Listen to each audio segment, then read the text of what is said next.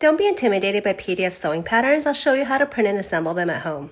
Open your PDF in Adobe Acrobat. The first page has a test square that you want to print.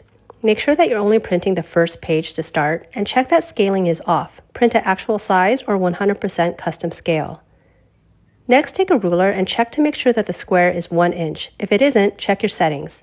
Now check to see if your pattern has layers.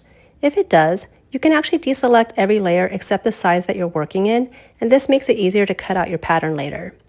Now you're ready to print the whole pattern. Check to make sure that scaling is off again and hit print. Once your pattern is printed, cut off 2 adjacent sides. Here I'm cutting off the right and bottom sides of each pattern page. I'll show you the rest sped up because it does take a little while. Next, you want to connect your pattern pages by matching the markings shown. You can use a glue stick or tape.